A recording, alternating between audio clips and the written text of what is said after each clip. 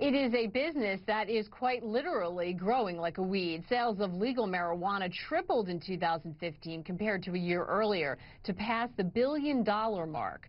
And that doesn't include the $4.5 billion from medical marijuana. Today is National Weed Day here in the U.S., and for pot aficionados, there is much to celebrate. Buying marijuana is now legal in 3 states for anyone over the age of 21, and medical use is legal in 24 states.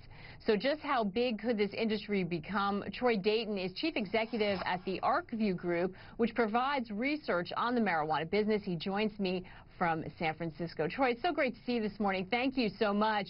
There is a sense that we are sort of on the cusp here. I know that a lot of people are looking forward to California legalizing recreational use as well. What are you seeing in terms of investment flows, and how is that changing the industry?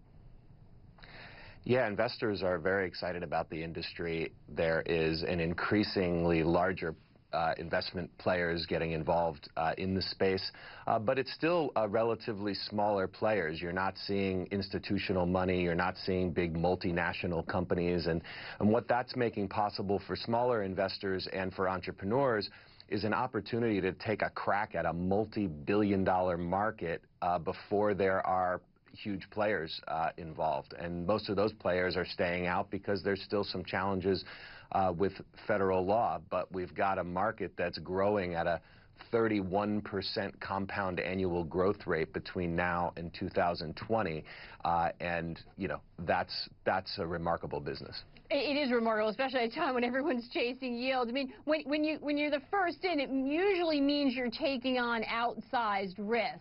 Is there a feeling that that risk is starting to ebb? I know that has been a barrier for some people looking at it. Is that starting to shift in your mind, or would you consider a lot of those federal regulations and sort of, you know, the advocacy groups and consumer groups and health groups worried about it still a pretty big challenge?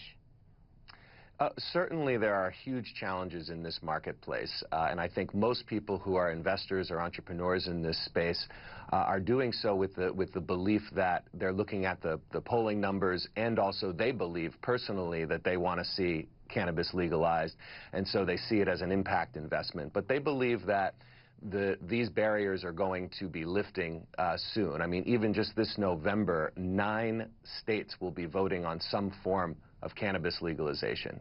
So that's unprecedented for any issue. And so I think people are seeing the shift coming. They're seeing the public opinion change. They're seeing that the sky didn't fall in Washington or Colorado. And so they, you know, feel like this is going to be a good opportunity for them to be in. When do you think you are going to see that big institutional money come in? What needs to change? Is it on the banking and financing side? What do you think is the shoe that needs to drop in order for some of the more traditional pension funds or money managers to take a look at this?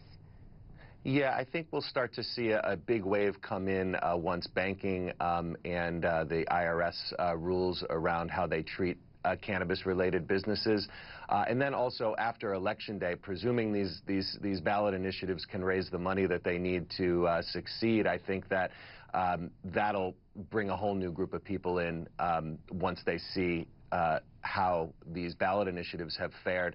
But I think that your biggest players pretty much stay out until federal prohibition is repealed, which, you know, I predict will happen somewhere in 2020 or 2021. And so what that will make possible is people who are investing now, et cetera, are going to hopefully see a lot of acquisitions happening close to that time. But I think even before that, we'll start seeing acquisitions and big IPOs from ancillary businesses that don't touch the plant.